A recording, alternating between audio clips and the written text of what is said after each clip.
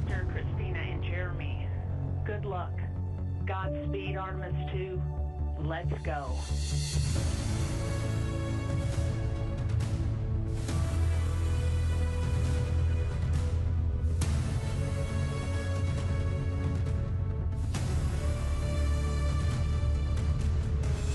It was an amazing ride uphill. We have good separation, good motion. Houston is go for TLI. We have the start of the translunar injection burn that will send the crew around the moon, the first humans to do so in over 50 years. You could see the entire globe from pole to pole. It was the most spectacular moment. As of 30 seconds ago, you are now closer to the moon than you are to us on Earth. Good morning, Integrity, and good morning, Moon.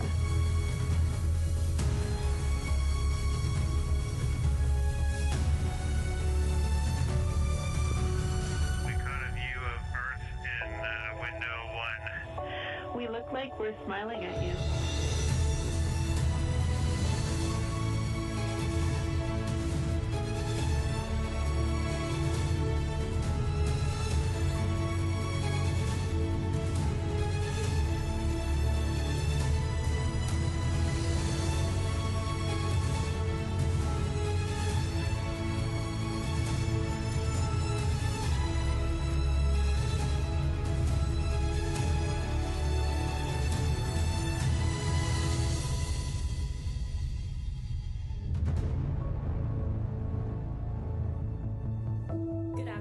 Welcome to NASA's Johnson Space Center for our Artemis II Crew News Conference. The Artemis II crew is back on Earth and they are ready to discuss their record-breaking mission with you today. Before we get into the question and answer portion of the event, we will start with some brief opening remarks from Reed. Go ahead. Thanks, Courtney. Well, that just happened. It's great to sit here and watch your mission go by in a short clip there. What an amazing journey that was. First and foremost, Victor, Christina, Jeremy, just thank you. Like, this was an unbelievable adventure, and it was made possible by this crew and the support of each other throughout the whole thing. And I've said it so many times, but we are bonded forever. I mean, that's the closest four humans can be and not be a family. So it was just an amazing adventure, and every single person on that crew lifted each other up the entire time. So I just can't thank the three of you enough. Thank you. While we're giving thanks, you're welcome. While we're giving thanks, as astronauts, I feel like we're just always thanking the team. We're always thanking the team. So I think today we're just going to start by thanking the world. Let's just thank the world, and let's break that down for 1 minute, and then I'll hand it back to Courtney. But this NASA organization and their international partners, they put together this amazing vehicle, the Orion spacecraft that we named Integrity atop the Space Launch System, riding to the moon on a European service module. They provided this massive structure that was able to push 4 humans around the moon and bring them safely back. So thank you to every single person that had a hand in building that machine, because it was a magnificent machine.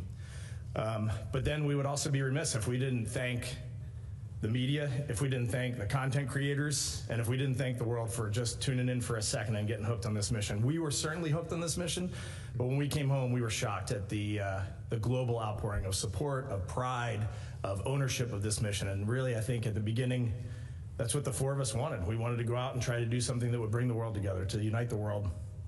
And then I'll just wrap that all up with the astronaut's creed is always to launch as friends and land as friends.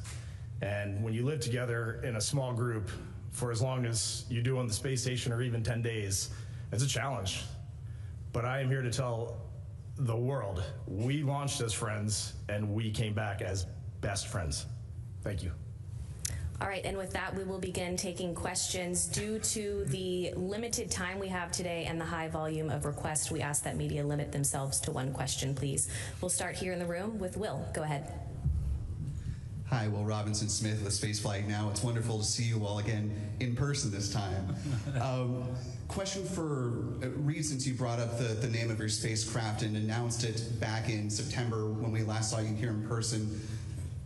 Integrity, you mentioned, was not only the name of the spacecraft, but the ethos that you wanted to embody throughout the course of the training, the mission, and when you got back here on Earth. So I wonder, having spent 9+ days physically in Integrity, how you found yourself being in Integrity, emotionally and practically as it was to exercise the spacecraft for the first time? Thank you. Oh, you addressed it to me, so I'll take it. We've talked a lot about integrity, and for folks that have followed us, there's a saying that we learned from one of our National Outdoor Leadership School instructors. Integrity is not a 1 or a 0. You don't either have it or not have it. You can be in integrity and you can be out of integrity. And I will tell you, I'll be the first to admit that there were moments on this mission where I was out of integrity, because sometimes the view or the human experience would just pull me away from the work. And it happens, and it's a beautiful thing to get to witness what we got to witness. But at the end of the day, you got to do the mission too. And so there were moments where I was out of integrity. There was moments where each of us would fall out for a second. But the coolest part of that word I was reflecting on last night, like, we named that spacecraft integrity, and it just kind of coalesced this thread in the 4 of us. And whenever someone would slip out, it was amazing to watch the other 3 pull them back in. And what a glorious thing. Anybody want to add anything for integrity? It's just such the perfect name for this group and this spacecraft. We're going to take a few more questions here in the room and then go over to our phone bridge. Just a reminder for those on the phone bridge to please press *1 when you're ready to enter the queue. Go ahead. Hi, I'm Nick Notario with ABC 13. I want to talk to you all about the magnitude of what you all just did. So to give you some idea, ABC, on the splashdown coverage alone, 10 million people watched our network that day. Just splashdown. That's not the launch, the lunar flyby. And I got to tell you, one of those viewers was my daughter, Ellie, who turned 4 during your mission. And she was mesmerized by what you all were doing. She wasn't talking about her big bluey birthday party. She wasn't talking about the gifts that she got. Every night I came home from JSC, she said, "Daddy, Ellie, go to space." She was infatuated. When you hear stuff like that, and the amount of people that were interested in what you've done, has the gravity yet hit you about this mission? And, how has it changed you as well? Great. First, I just want to thank you for sharing that. That is wonderful to hear about your daughter. That's awesome. And thank her for that, creating that story. We landed on Friday. Tomorrow will be 1 week. And I just was trying to live in a little hole for 1 week. Been off social media, not on the news. So no, I don't know. But, my kids have made it pretty clear, my neighbors, and, it's hard to live in a bubble nowadays. I'm trying very hard. But I think it's, what I've come to realize is we did what we said we were going to do. Yep. And now we've got to step out and just face that reality. And so that's a great thing. But I'll figure it out tomorrow. Courtney started this by saying the crew is ready. I'm really not, but I will be next week. Do you mind if I add something? Yeah. Please. It's the way you word it. I mean, I love your question, but you say what you guys did, what the 4 of you did, and if we just don't not see it that way. We should be rewording that question to what we did. That's what this was. We just went up and did what we were going to do. All we saw was a camera. We didn't have that connection with you. We lost that connection with Earth by and large. And so we just leaned into what we had. We leaned into each other and mission control, which is really all we had in our families a couple times. But we did that because we had been lifted up and supported to just go up there and be ourselves and just do our job. And we went into it thinking, it's not going to be perfect, but it's going to be good enough. Seems like it was good enough. I'll add a little bit, just my personal perspective. When I got back, as someone who doesn't necessarily like attention, I don't like the birthday song being sung to me, any of that. My husband said that before I got back, he had a conversation with my brothers and sisters, and they were like, "Who's gonna tell her?" Because we didn't know. And in fact, what we were told, really through talking with a couple times with our families, was that there was an impact. Not necessarily the number of viewers or anything like that, but that there was a positive impact, that it was superseding any lines, any identities that people had. And when my husband looked me in the eye on that video call and said, "No, really, you've made a difference," it brought tears to my eyes, and I said, "That's all we ever wanted." Yep. And I can tell you that the difference now is when we come before you now, we've done this together. We took your hearts with us, and your hearts lifted our hearts. And now that we've done it, I think it's easier to accept that there's attention on the NASA teams, on the fact that we did it. In the beginning, 3 years ago, we were being celebrated for something that we hadn't done. And having put in the work and having seen our team's successes, I think we're ready to share in that inspiration and to celebrate it. Okay, we'll take 2 more here in the room and then head to our phone bridge. Kristen, go ahead.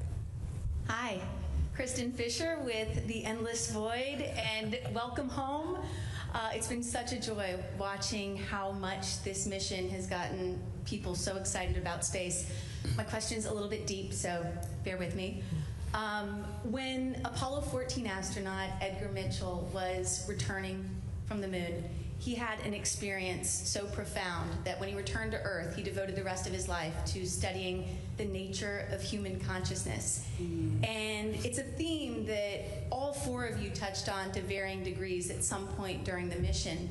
And so my question is, now that you've been back on Earth for just a few days and had a little bit of time to sit with it, do any of you feel as though you had an experience similar to what Mitchell described, this sense of universal connectedness? And did you experience somehow a shift in consciousness somehow? Thanks. Yes. Chris, it's a great question. The only thing I can do is just share one quick story. When I got back on the ship, I'm not really a religious person, but there was just no other avenue for me to explain anything or to experience anything. So I asked for the chaplain on the Navy ship to just come visit us for a minute.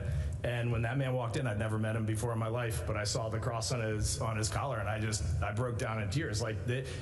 It's very hard to fully grasp what we just went through. And in these short, you just said it's been a week since we've been back, but it's been a week of medical testing, physical testing, doctors, science objectives. We have not had that decompression. We have not had that reflection time. So I'm basing this on what we saw. And when the sun eclipsed behind the moon, I think all 4 of us, I turned to Victor and I said, I don't think humanity has evolved to the point of being able to comprehend what we are looking at right now, because it was otherworldly and it was amazing. The only thing I would add is that beautiful thing. First of all, thank you for sharing that. That was a really special moment. I was in the bed right across when the chaplain came in, and the only thing I would add is I am a religious person, but everything else is the same. There is something in there, and as we start to process, I'll have to tell you next week, but haven't had a chance to really unpack it all yet. All right, we'll take 1 more here in the room and then head over to our phone bridge. Yeah, maybe not as deep, but connected. Keith Garvin with KPRC2 here in Houston. Thank you so much for taking us on your journey, and so glad that you're home. With the technology that we have today and what we can do with videos and pictures and social media, it can still be very hard for one to convey exactly what they're seeing to everyone else. What is the most remarkable, or one of the most remarkable experiences that you all had that just couldn't be fully properly conveyed through pictures and video? And that's for any of you. I can start. I was going to answer Kristen's question a little bit too, and I think these tie together. I've been trying to find words for it. I don't really have it yet, but we just saw so many amazing things. And people ask, what's the most amazing one? And it's, you can't pick one. There's just so many amazing experiences we had. But overall, where I keep coming back to is what kept grabbing my attention when the lighting was right and we were looking at the window, is that I kept seeing this depth to, I guess, the galaxy, for what we were visually observing out there, this depth to the galaxy that I just had never experienced before. And it's not that I could tell which stars were really closer and further, because it has to do with how bright they are, but because of how bright they are and their differences, they look like you can tell where they are in 3D. That was mind-blowing for me. And then you see the same thing with the moon and the Earth. You're viewing them from this new perspective, but this perspective with 3-dimensional depth. And I've heard Christina talk about this a lot. We're all kind of struck by these things that make us feel small. And that the sense I had was this sense of fragility and feeling small, infinitesimally small. But yet, this very powerful feeling as a human being, as a group. And that is what, to me, is what I would try to share. I saw it in all these sites over and over again. I kept seeing that same thing and that same feeling. Small and powerless, but yet powerful together. Beautiful. Okay, we'll head over to our phone bridge. Our next question is from Nell Greenfield with NPR. Hey, Hi, welcome back, everybody. Tell me about your sleep. Have you been having any dreams of the moon? And if so, what have the dreams been like? Take this one. I've got a couple things I can say on that. One, been sleeping great since we got back. We are tired, so I think our bodies were ready to accept any time zone of sleep that we offered it. And what I've noticed, which is completely different from my first flight, and surprisingly so, since my first flight was so long, is every time I've been waking up, or in the first few days, I thought I was floating. 100%. I truly thought I was floating, and I had to convince myself I wasn't. And even after 328 days in space on my previous mission, I never did the thing where you think something will float in front of you. I've done that on this return for some reason. I put a shirt in the air and it went. It actually surprised me. And so that's been the real thing, which I've welcomed, because space sleep is the best sleep ever. It's so peaceful, it's so comfortable, and to have a little bit of that after our mission was over so quickly has been really special. Our next question. I'll just tell a little funny thing, because I think you'll get a kick out of it. I sleep a lot better now because I don't have Reed underneath me kicking me. Oh, come on! Oh, we should talk about our first night of sleep on the ship, where we were about 8 feet apart in the beds in the med bay, and it felt way too far. That was not okay. I heard Christina say, hey, can we open up these curtains and pull all the beds together? Because you guys are way too far away. Way too far away. Okay, our next question is from Lauren Grush with Bloomberg. Hi, so good to talk to all of you, and congratulations on a successful mission. Obviously, from our perspective, it's a relatively smooth flight, but there were various moments where sensor readings would indicate an issue. There's also an issue with extra leaking from the valves on the helium pressure system that was brought up a few times. I'm wondering if there were any moments throughout the mission where you felt concerned from a safety standpoint, or did you feel like it was fairly smooth from your perspective? I might be taking one. Well, I might be a bit more dramatic than some of my crewmates, so usually they do a good job of keeping the boy with a lot of hyperbole grounded. But when you look down at your display and you can see 212,000 miles and the miles are increasing, I mean, that your awareness is heightened the whole time. I feel like it was, I was looking at all four of us. I was looking at myself reflecting as well every day, and I was just looking for signs of agitation or signs of stress or signs of anxiety or tension. In fact, I think one day we were in the med kit and we found some medication for that purpose. And we were like, wow, I just can't even imagine taking that. Like we were really good. We were really, really good and really supportive of each other. But you always know in the back of your head that something could go wrong. And I think that just builds a little bit of anxiety. And you're right, we did have, we had some pressure leaking through our PCA assembly, which I'm sure we'll talk more about in post-flight. We had some vent line issues on the toilet that were a little bit problematic for us on the primary vent line. And then we had a few cautions and warnings that came up from time to time. And those always get your attention. We had a smoke detector go off on the next to last day. I mean, you want to get somebody's attention really quick? Make the fire alarm go off in your spacecraft when you're still about 80,000 miles from home. And that starts off an automated sequence of shutting down the ventilation and the power system. And that was, it was tense. It wasn't scary, but it was tense for a few minutes until we got things reconfigured. But the thing that we drilled into our heads before we launched is no fast hands. Let's evaluate this machine. Let's see what the machine is telling us. Let's see what Houston is telling us. And then let's come to an integrated decision. But nothing had to happen quick. And this machine, I was talking to our program manager last night on the phone for just a minute, Howard Hugh, and there are always things we need to improve. Always. There are ways we need to do better living in space. There's a way this machine needs to be improved. But my own personal opinion, they could put the Artemis III Orion on the Space Launch System tomorrow and launch it, and the crew would be in great shape. So this vehicle really handled very well. All right, next up, we are going to head over to the Canadian Space Agency for 2 questions. Yeah, hi, Sarah Levitt from CBC News. Question for Jeremy. I wanted to ask about if you've had a chance to take out the garbage since your wife was griping about chores while you were away. But I have a more serious question. You spoke in your post-splashdown remarks about gratitude, joy, and love. And I know Reed had said that there hasn't been a lot that has sunk in yet, but I wondered if there were other emotions that have come to you since seeing Earth the way you did, since seeing the moon being the 4 sets of eyes that have only ever seen the far side of the moon? I think what I've reflected on, and Reed covered it in his opening remarks, is I found it really refreshing to find out how people have followed the mission and been creative with the mission, and there's lots of funny stuff online, and that really resonates with me a lot. And it just reinforces something I already knew, but humans are just great people in general. We don't always do great things, we're not always in our integrity, but our default is to be good and to be good to one another. And what we saw once we've gotten back, the little bits, I haven't seen a lot yet, but I've seen a bit. And what I've seen has brought me more joy, but more hope for our future. And I just can't wait to see what we do with it next. Okay, we should have one more question from CSA. Hi, my name is Elise Allard. I'm from Radio-Canada, French CBC in Montreal. I have a question for Jeremy Hansen en français.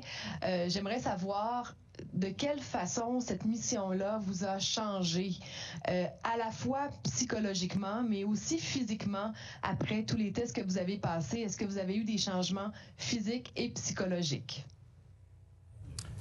Good. Physical and psychological changes from the mission. Pour moi, les changements physiques, ce n'était pas une grande chose, même en arrivant dans l'espace et après ici sur la Terre. Et ça, c'est une bonne chose. J'étais capable de passer la mission et juste faire mon travail. Alors, c'est une bonne chose, ça.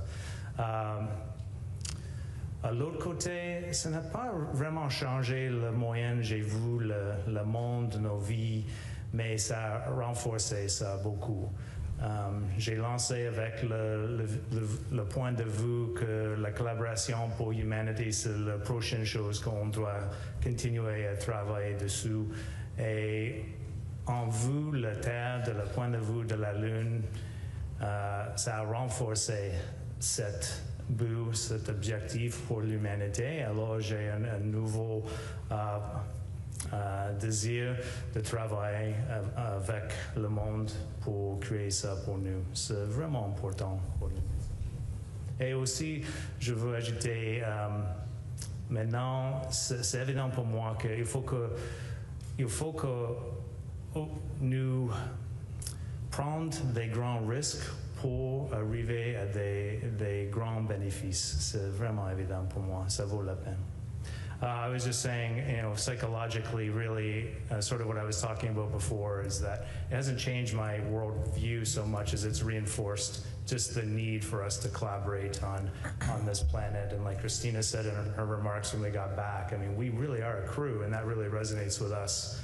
And you just see it. Seeing is believing. All right, we'll take our next few questions here in the room. Go ahead. Hi, my name is McKenna Earnhardt, and I'm with Fox 26. My question would be, Victor, when I was watching you as y'all were watching the video of y'all coming back down, and I heard you say, I felt that, or I saw you say that. What were you feeling when you come from deeper in space than we've ever been to then you can see the ocean again? What did you feel? What was your body telling you? Thank you. Great question, and I'll keep my face quiet more next time. No, the moment, well, first of all of the things. That was a very intense 13 minutes and 36 seconds. That moment was when the drogues released, and then the pilot chutes and the mains came out. In Dragon, I've experienced a similar entry, and in Dragon, the drogue chutes don't release the same way and in the same sequencing. And so I don't remember feeling, back to free fall from having drag or G on the vehicle. I think those actually are still connected to the vehicle as the main chutes come out. On that vehicle, I remember feeling the yo-yo, though, as the parachutes were breathing. I could feel that 30, 20 feet moving up and down. But when the drogues cut away, we went back to free fall, and watching that on the video felt almost the same way it felt in the video, or in the vehicle. I would tell you, I've never been base jumping, I've never been skydiving, but if you dove off a skyscraper backwards, that's what it felt like for 5 seconds. And then the mains, the pilots in the mains came out, and it was glorious. Okay, we'll take our next question right here. Go ahead. Hey guys, I saw Christina posted you brought some Super Bowl confetti from the Eagles up there with you. I'm just curious if anybody else brought anything sports related or something that you absolutely had to take up with you. Yeah. Oh, from a general sense, we all do get a very small allocation, mass allocation, and on this vehicle it's very small. So we were just trying to think of things we could take. Like I took a couple notes from friends and things that I had written down, some great quotes. And then I just, on my way out of my house, I just grabbed this bracelet, which my daughter had made for me a couple years ago. I was just like, I need something that I can just wear and take. And oddly enough, like it was the coolest thing for me to just be grounded every night when I would get my sleeping bag and I would see this thing, and it's just like, it's that connection to home, to family, and to my daughters. And that was an accident, and it was a hugely successful thing for me. It really helped me stay grounded on that mission. So those things can come out of nowhere.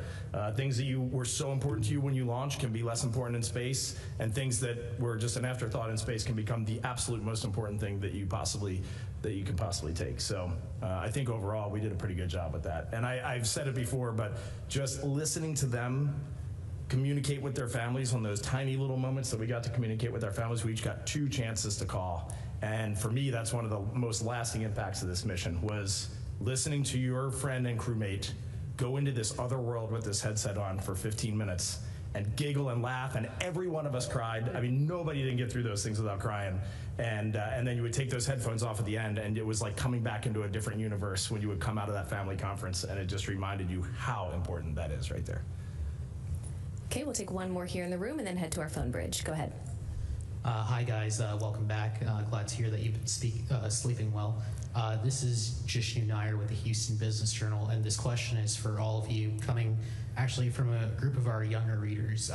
One thing I noticed during the 10 days that you guys were up in space is that we got so many emails, DMs, notes, whatever from younger folks expressing how cool it was and how they or their little brothers or their sons or daughters could get started. And we heard from leadership on Friday as you guys were re-entering.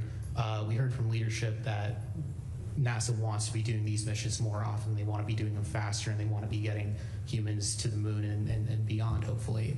And so from some of the first people to actually have done it in quite a while, what's one piece of advice maybe that maybe each of you could give to these younger folks who are looking skywards now? You want to just go right down the line? I would say the big thing for me, and we saw it in this mission, is I think we're starting to lose scope as a society that you do have to go do things. Like, you have to go do really hard, really challenging things, and you have to go move the needle. And that actually means like bending metal and fueling rockets, or that means inventing a new way to do surgery. But we have got to get our hands out there and engaged. Our hands and our minds have got to be engaged. I think, there's a professional path that folks are going to take to get into whatever profession, and then, that's kind of a springboard to get this job. This is no one's first job. It's not an entry-level thing. But I would encourage them to start now, before they even are on that journey, to really get comfortable asking questions and then listening to their peers, but also to their mentors. I think that has been a game changer for all of us. There's so much to know in this business, and none of us knows it all. Yes, it is my call sign, but I do not know everything. And we have to rely on the wisdom of the village so much that it needs to be a part of, it needs to be unconscious. You need to be unconsciously competent at asking a question, or when people are just having a conversation that impacts something you need to know, to just savor it, take it in, and make it a part of what you believe. The three things I've always encouraged young people to do, I think still apply: to be gritty or resilient, to be a lifelong learner, and to be a good teammate. So good. I love everything I've heard. The three things that I usually say, and I don't think they've changed, are find your fulfillment. I used to say find your passion, but for me it's changed to find what you can do the slowest for the longest and still absolutely love it and go in that direction. Do what scares you. Path of least resistance isn't usually the path that will give the most back to the world and give you the most sense of courage and confidence. And finally, support those around you. The benefits that compound when you support those around you and they support you back are just immeasurable. Maybe the one I'll emphasize is just follow the example that people saw here.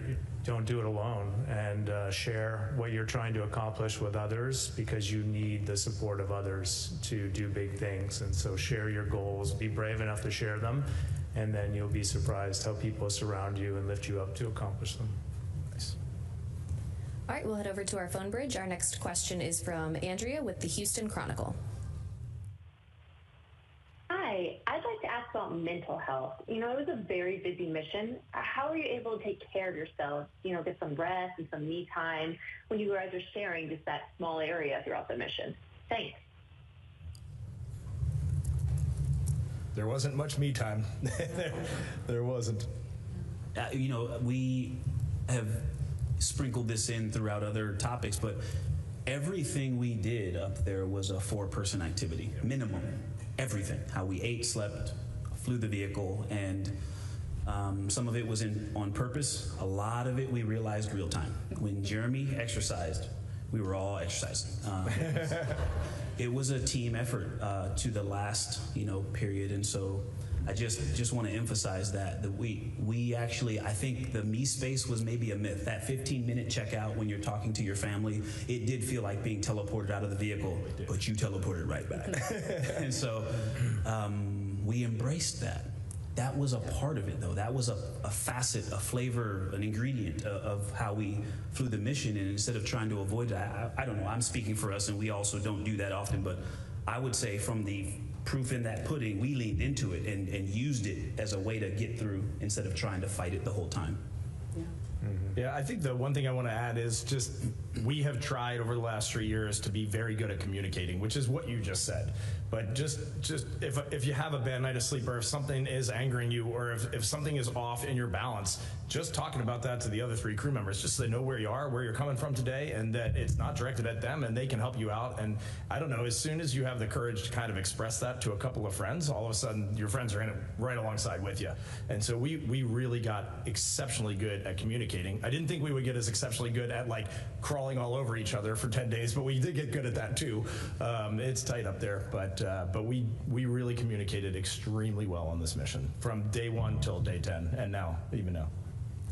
Okay, we'll take our next question from Josh with space.com.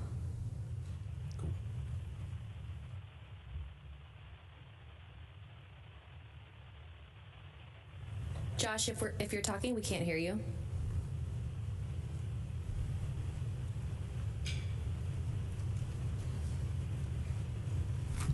Courtney, while we wait, can I make one other comment? I just wanted to add, because, folks have followed. I want to go back and add one piece to this previous question. Thank you for asking about mental health. It is so important. We have professional help as well. We have a team of operational psychologists and psychiatrists that help us skill up to be ready to accomplish things like this. And so we did not just do that on our own.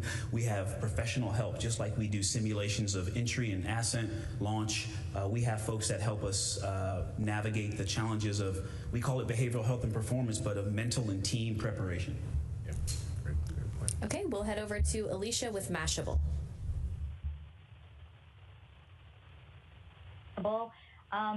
Before 2025, NASA repeatedly stated that the first Artemis moon landing would see the first woman and the first person of color on the moon.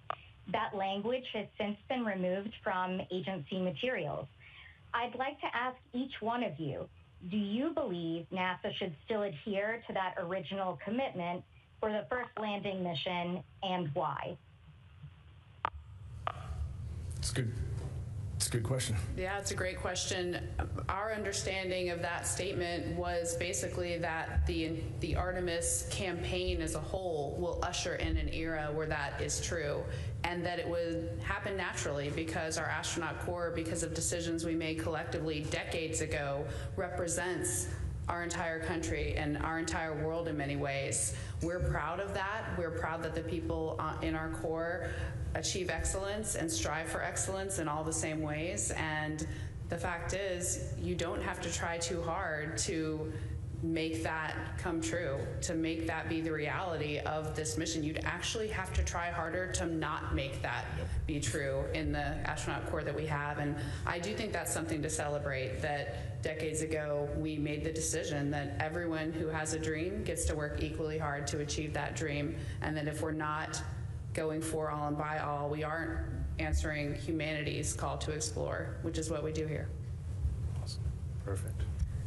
All right, our next question is from Claire Cameron with Scientific American.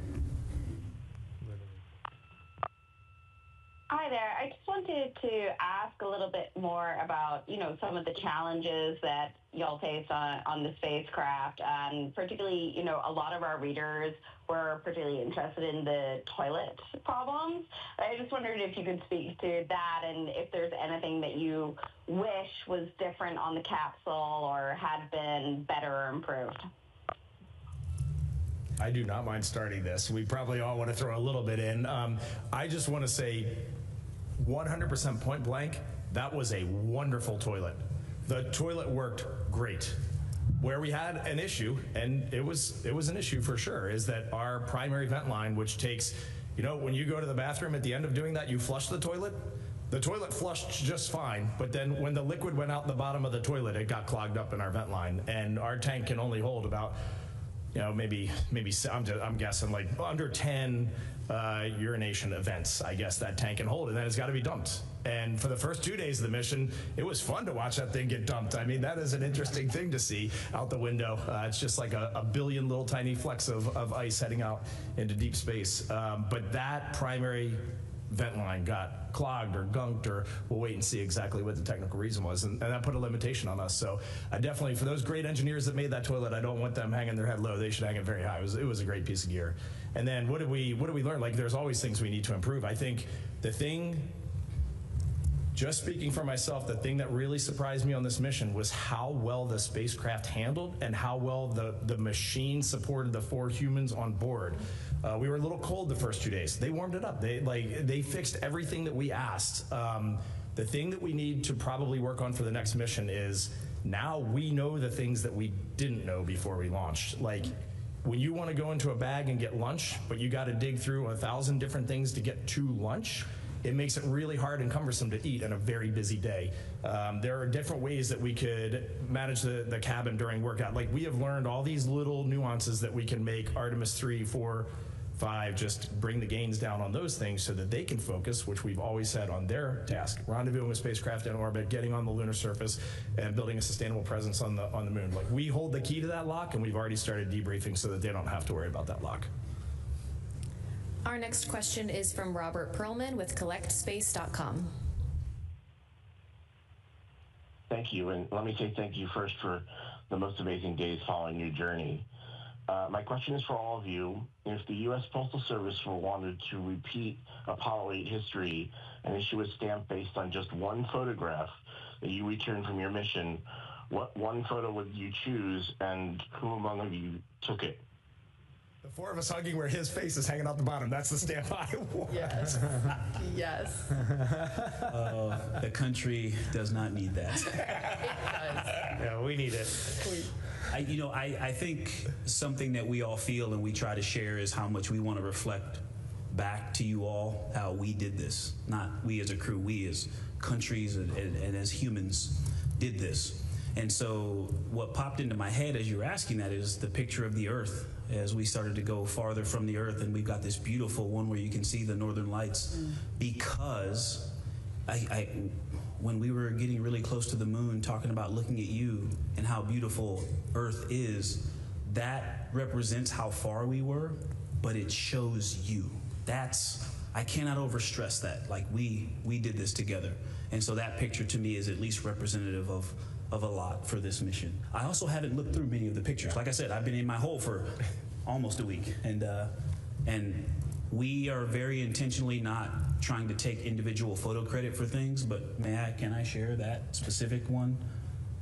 He took that picture, and he worked really hard he captured a lot of things that we did not think we would be able to get on film, and so that picture was Reed Wiseman, and it was not the first try. He made the adjustments to the camera and got a great picture. So yeah, congrats, it was awesome. It is awesome. All right, we'll head back here in the room, right here in the middle.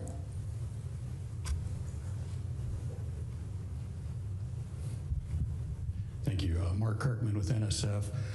With the exception of Rise, Reed was kind enough to let all of you manhandle the spacecraft, but I'd like to, I guess, focus in mostly on Reed and Ike. How you sounded like you were in the groove when you were doing that ProcSox demo. I mean, absolutely professional, but it sounded like test pilot heaven from us listening to it. How would you characterize how the spacecraft handled versus how you would compare it to the simulator, and also how would you compare it to Dragon? And then I have to ask, do y'all have a Mach 34-ish patch yet? Oh, man, you were hitting all the things that I'm loving. So we've used Joy a lot, so I'm going to say Test Pilot Joy. Test Pilot Heaven feels good as well, but first of all, it's an immense privilege to fly a spaceship, that just at all. And to fly a new spaceship is kind of an unreal privilege, and I'm really glad we all got to fly it. That is probably the most important thing. You have a perspective across. This really represents the perspectives in the astronaut office, and so that really matters. We give numbers as handling qualities and ratings, but the most important thing in handling qualities are the pilot comments. And so you've got comments from an entire crew. It flew better than the sim in all areas. I think that's probably the easiest way to say it. And it was just the integration of the full thing, the crew being there, seeing the same actual, we have windows in the simulator, but they're screens, individual computer screens, so we see the same thing because it's trying to simulate parallax, but it means we're looking at actually different images, and so we're trying to call out measurements on something that is not the same thing. This camera was showing us the same thing, and Christina took a video and pictures of our upper stage, and I didn't see it for several hours, maybe days after, and it blew me away. I was like, wow, that was right out the window the whole time. Yeah. The training worked. The team that came up with that plan was fantastic, and I owe them some handling qualities ratings. I haven't filled out that survey yet, so it's coming. It's coming. But it flew like a dream, and I'm really glad everybody got to fly it. Yeah, I want to add one thing, and then I'm going to throw Jeremy directly under the bus. But one thing that I want to just say really more to the NASA team than to the media is that first day was a daunting first day, and we were looking ahead of that day. All four of us knew how to do rendezvous and ProcSox demo just in case somebody had motion sickness or was out of the picture. But it really reminded me that when you are extremely highly trained and very prepared, you can go knock that thing out. I mean, this crew went and knocked out rendezvous and ProcSox demonstration. I haven't looked at the tapes, but it felt flawless on board, and I was running procedures. He was flying the spacecraft. Jeremy and Christina were watching the interim cryogenic propulsion stage out the window and mapping our distance to that the entire way in, and it was just like clockwork, and we had just gotten to space, and he's never been in space before. And so when you can wring your hands forever, go, no, we shouldn't do this to the crew. There's no way they're going to be ready. They're going to be tired. They're going to be sick. They're not going to want to do this. Man, train them and set them loose, and we can go do that thing. And then leading into the ProcSox demo, you just got to tell the ICPSF story, because I love that story. In the simulations, we were all worried about, what if we don't separate? There's a few procedures you have to run. There's a couple of different flavors of this, and trying to tell whether you've separated, and the camera views, et cetera, et cetera. And then when it came right down to it, we're floating there, we're waiting for separation, and all of a sudden, bang, a loud bang, we're all pinned to the floor. We all looked at each other like, well, I guess we separated. Or it exploded. I think Jeremy Charity's like, I think we just got ejected off of that thing. Like, it was the biggest force we felt on the whole mission. Those are some legitimate spring pushers. Yeah. Thanks. It's in work. The patch is in work. The number that we saw on the displays, and I was very in tune with what Orion thinks it's going to do. It was 38.8 Mach. 9 was the Mach. And so, well, patches didn't work, but it depends on how you measure that number. It's actually challenging to measure from space. So there will be a new one coming out when we figure it out. We'll take our next question from Eric. Go ahead. Eric Berger, Ars Technica, congratulations on a great mission. It was really fun to follow. A question for when you were flying by the moon. Now, a couple weeks before you guys launched, NASA had this ignition event in DC where they talked about the moon base. And I'm just wondering, knowing how difficult it was for you for this mission, all it entailed, the training, the launch, and getting out there to the moon was a pretty rigorous endeavor. How realistic are you feeling about like humans actually going to the moon, going down to the surface, putting down roots there, staying, and actually establishing some kind of semi-permanent settlement, you know, doing something quite different than we did in the 1960s with Apollo? Yeah. Well, I think we probably haven't talked about this exactly as a crew. We talked about how that ignition event made us feel prior to the mission, which was that it pumped us up. We were very much lifted up by the notion that we would get to contribute to astronauts doing this all over again much sooner than we thought, that we were going to be focused on the moon base, on surface operations. And I would say, if nothing else, we are feeling even more excited and just ready to take that on as an agency. A couple things contribute to that. One is how well the team and the spacecraft took care of us. We had things on this mission that you might think weren't really necessary in just a quick shot to the moon, but we made it happen. We exercised along the way. It is a great example. When we got back to Earth, we all, within 1 or 2 days, were in surface spacewalk suits doing surface geology tasks and doing them well and able to complete an entire battery of very challenging surface tasks in a spacewalking spacesuit for surface missions. There's just so many examples where we've shown that we can, all of the analysis that we do prior to missions, all of the talking that we do, all of the what ifs, all of the just coming up with every possible operational workaround for anything you might encounter, we can do that, and we do. So we figure out all these things that could go wrong, all the extra resources it's going to take to do these things that sound completely outlandish and impossible right now. But the truth is, accomplishing the near impossible is exactly what we do and what we just showed that we can do.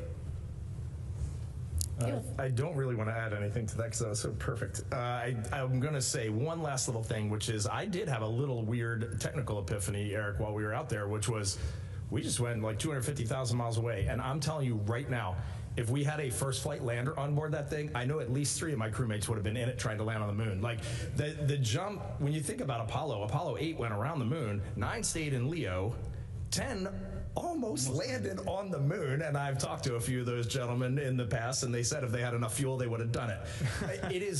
It's not, I'm going to eat these words. It's not the leap I thought it was. Once we're around the moon, we're in the vacuum of space, we got a 6-stall vehicle that's handling great. If you had given us the keys to the lander, we would have taken it down and landed on the moon. It is not the leap I thought it was. It's going to be extremely technically challenging, but this team needs to show up every day knowing it is absolutely doable, and it's doable soon. This mission taught me that the unknown is way scarier than the known. Every single time we accomplished a mission test objective, we all looked at each other and were like, that actually went pretty well. That was actually not necessarily easy because it took a ton of work, but it was easy to accomplish as a team because we had put in the work. We know how to put in the work to make it accomplishable when the time comes. Awesome. I think, Eric, I'd like to add something that I think you're pulling at too is, I agree with everything that was said. We have to be willing to accept a little more risk than we were willing to accept in the past, and to trust that we will figure it out in real time. We're not going to be able to pound everything flat before we go. We're going to have to trust each other and crews and mission control to work through real problems. And it was very evident to us out there, like this went really smoothly, super smoothly. I'm not surprised. Extraordinary team, a lot of work was done in advance. But it was also very clear to us that it could get pretty bumpy. Yep. And whoever is going out there to do those things got to understand it could get real bumpy real fast, and it has to be ready to take that on. Hey, since everybody spoke, I'm going to just say one thing. Eric, it was awesome to hear you start this off by saying something was fun. Thanks, Okay, we'll take one more question here in the room and then head to our phone bridge. Mark, go ahead. That's great. Mark Carreau with Aviation Week and Space Technology. Awesome. How much longer will you be in post-mission Johnson care, and have you found that to be a valuable part of the mission? That's a good question. So, the program we use for flying to and from the International Space Station is kind of the cut and paste what we started with, and then we whittled it away and tried to make it appropriate for this mission duration. So there is a dedicated 2-week period of medical checks, science collection, and strength and conditioning, rehabilitation, readaptation. And then there's out to 4 months where we're going to do the public affairs and appearance events. There's about a 45-day cutover where we're actually the person we work for will change. So there's a sort of a gradual redeployment or a gradual move out of the post-flight. But it started off with the same basic plan that we use for ISS, knowing that this is a short mission, so we may not need reconditioning for 30 or 45 days like I did post-ISS. And we've just been trying to tailor it. One reason, though, that it's really important, I felt like $1 million on Friday. So today I'm up to $1,006,000. But it's important for us to run these processes out because we are still making changes and learning ways that we're going to support the 30 and 45-day missions of Artemis 3, 4, 5. And so it's really important for us to keep practicing, keeping our heads in the game. All right, we will head back to our phone bridge. Josh with space.com. Let's try this again. Hi, Josh Finner, space.com. Hope you can hear me this time. Can y'all hear me this time? Hello? Yes, we have you loud and clear. Oh, excellent. All right. So I'm curious, as you have each been looking for the words to relay this experience to your family and friends and colleagues since your return, everyone has their own perspective of viewing the narration of their story. And I'm wondering, once Hollywood gets a hold of this story and makes the Artemis II movie that I'm sure will inevitably be made, what part of this mission needs to be told, in the most crucial, specific way possible? What part of this mission tells the story that Hollywood needs to get right? I would just start by saying a movie wouldn't do it justice. It has to be a series. There's so much to talk about.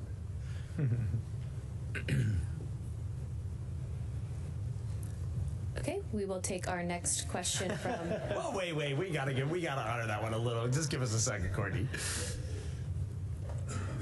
I guess the thing that might be hardest to convey, no matter what the platform, would be how much it meant to us to bring everyone along with us, and how much it meant to us to hear that the mission had an impact. I cannot overstate how important that was to us. It was every bit as important as accomplishing the technical goals and being there for our NASA teammates, was to make this the world's mission and for it to have a positive impact on as much of the world as possible. All right, our next question is from Marcia Dunn with the Associated Press. Oh, hi, welcome back. Reed, for you, please. I was looking for a report card on the heat shield following re-entry. What are you hearing on how it fared? Was there very much damage? Thanks. It's a great question. It's, for sure we need to see what NASA says on the data. We have got to, they are going to do to this heat shield what they did to Artemis 1, and we are going to fine-tooth comb every single, not even every molecule, probably every atom on this heat shield. But we, the four of us, when we got off the Navy ship, the USS John P. Murtha, we were getting ready to get on the helicopters, and I think we all kind of agreed that we heard that integrity was in the well deck there, and we did not feel right leaving that ship without doing two things. Number one, we wanted to see our spacecraft. We wanted to go look at that spacecraft. And number two, there was a gentleman who led the Charlos investigation team after Artemis 1, a single named Luis, but he managed a great team. And we heard he was on the ship, and I needed to hug that man. I needed to go see that man and thank him because the data that they pulled from Artemis 1, I think Artemis 1 is probably the most studied heat shield in the history of spaceflight, for sure the history of human spaceflight, maybe the shuttle in its early days, I don't know. But they figured out what was wrong with that heat shield, they determined root cause of that heat shield, and then they left it up to NASA to decide, are we gonna fly a different heat shield, or are we gonna change the trajectory and fly as is? And they gave us, NASA, the options to do what we thought was right. And we modified our trajectory. We came in with what's called a horizontal target line somewhere around 1,700 nautical miles. We were originally like out at 2,300, and we were gonna float through the atmosphere for a long time, but that was where the Artemis 1 heat shield was seeing problems. So we came in fast and we came in hot. And I will tell you, looking out the window that whole way in, it was a smooth ride. It was a very smooth ride. I think Ike and I maybe saw 2 moments of a touch of char loss. Certainly when we went up to the vehicle, there was a little bit of char loss on what's called the shoulder, which is kind of where the heat shield meets the structure of the cone shape of the spacecraft.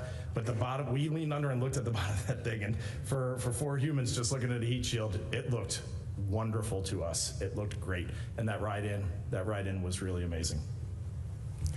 All right, we'll take another question on the phone bridge from Anthony Leone with Spectrum News. Hello, welcome back. Thank you for taking time to answer our questions today. We touched on a little about the future missions. What piece of advice do you each have for the future Artemis crew who will land on the moon again? Thank you. Man, I'm taking up a lot of CO2 today. I'll keep this short. You have got to invest in each other. That's the number one thing I would say. After that, I would tell them to, well, something that was shared with us from the crewed flight test, the Boeing CFT crew, ask more questions. That's a great one. Mm-hmm. Yeah. I would say, in addition to those, remember that you are part of a team. Something that we do well is we always thank our teams for what they've done. And something I always add to that is congratulations, because to say thank you sometimes to me seems like there's an assumption there that we're the one that did it and everyone else supported, but that's not how I see it. I see it as we all are 100% teammates. If anything, we did the least. And congratulations. Say that every day to your teams, your teammates. You're probably the last one that got added to this team. That's a great answer. Mm-hmm. Yeah, that's a tough one to follow. I'd probably, if I had to give them some different advice, I'd pivot back to the technical and just that really getting to know the parts of your spacecraft that you could end up alone. Just, we thought a lot, this crew, we spent a lot of time thinking about what if we don't have mission control and what are the critical things to keep us going long enough to get back in touch with mission control. And I think that always needs to be an area of focus. Great. Okay, we have time for one more question in the room. If I could get a raise of hands. Aaron? Hi, Erin Winnick Anthony for CBS Mission Unstoppable. For Christina, you said advice for the crew as a whole, but for the astronaut that's selected to be the first woman to walk on the moon, do you have any specific lessons learned or advice to pass along to them? For me, I think the biggest word about all of the superlatives that you're going to encounter, all of the things that you're going to be asked to do, react to, be a part of, contribute to, is it's humbling. And if you remember that being part of a team is your main goal and the main thing that you put ahead of everything else, that when the world tries to make the accomplishment something different than what it really is, which is a team accomplishment, you will know, and the things that you say will reflect how you really see it. And it's beautiful. All right, that is all the time we have for today. Thank you to the Artemis II crew for your time today and for such an inspiring mission. And thank you to our media for your continued interest in NASA's Artemis II mission. We'll see you next time.